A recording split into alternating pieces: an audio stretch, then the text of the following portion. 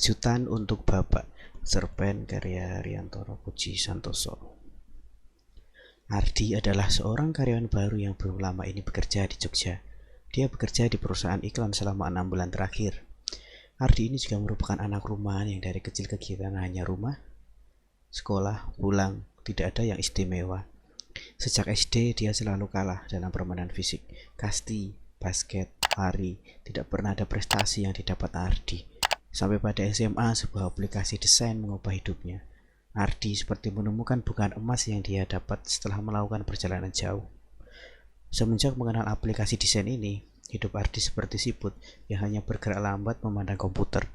Bahkan, dia juga jadi jarang bertemu dengan tetangga dekatnya yang hanya berjarak 10 meter dari rumah.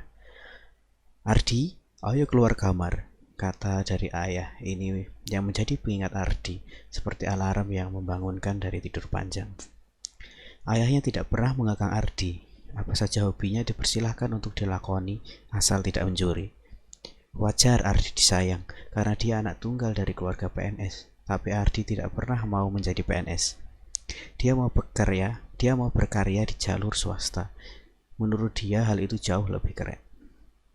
Alhasil, setelah 4 tahun menyelesaikan kuliahnya, dia memutuskan bekerja menjadi desainer iklan. Karyanya banyak terpampang di billboard kawasan Jogja, tempat dia bekerja mencari ilmu saat ini.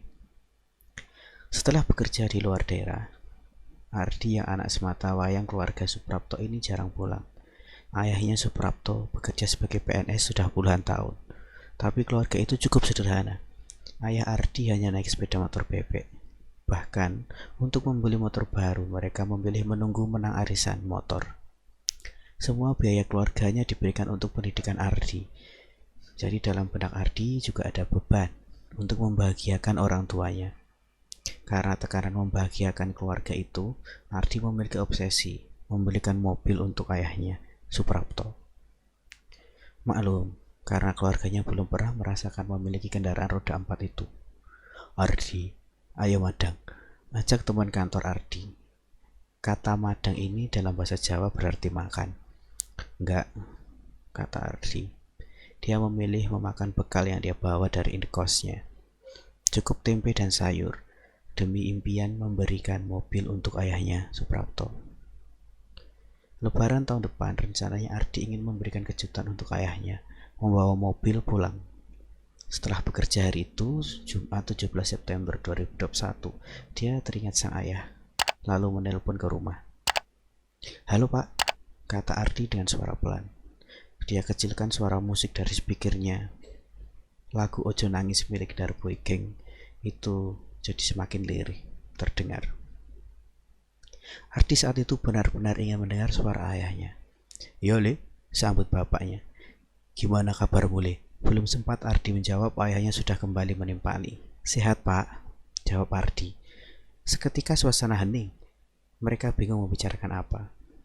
Bapak juga sehat toh? Kata Ardi memecah keheningan. Alhamdulillah Le. Kamu kerjaannya lancar kan?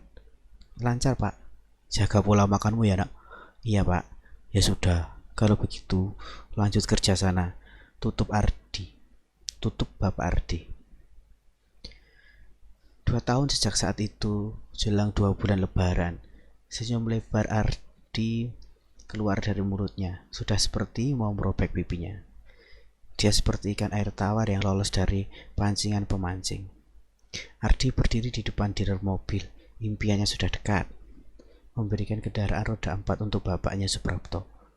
Saya ingin mobil ini. Siap Bapak, kata sales mobil dengan ramah. Nanti di atas namakan Suprapto bisa? Bisa Bapak. Setelah selesai administrasi, sebuah mobil merek mentereng dibawa pulang Ardi.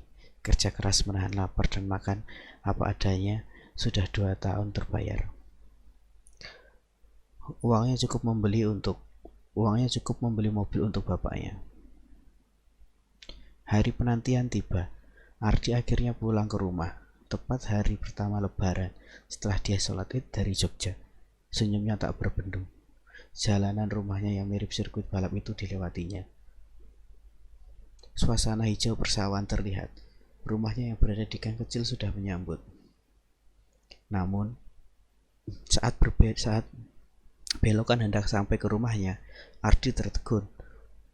Dia melihat bendera merah tertempel di tiang listrik dekat rumahnya. Suara lantunan Al-Quran membuat dia makin dalam. Dia diam makin dalam. Senyumnya menghilang. Tubuhnya lemas. Siapa yang meninggal? Tanya Ardi dalam hati. Dilepasnya tas di punggungnya. Mobil hadiah untuk bapaknya Suprapto dia parkir di depan rumah, di samping tenda yang berdiri. Warga kampung yang melihat Ardi pulang hanya terdiam. Bu, bu, teriak Ardi. Bapak di mana, bu? Ibu Ardi juga menangis. Dia tidak bisa berkata-kata. Di rumah tengah rumahnya sudah ada peti yang ditutup kain. Ardi makin bingung. Masih mencari Suprapto, bapak yang sudah seperti pahlawan baginya. Saat Ardi membuka peti, tiba-tiba dunianya menghitam. Dia tak sadar. Dia jatuh dalam penyesalan. Kenapa tidak memilih pulang rutin melihat orang tuanya?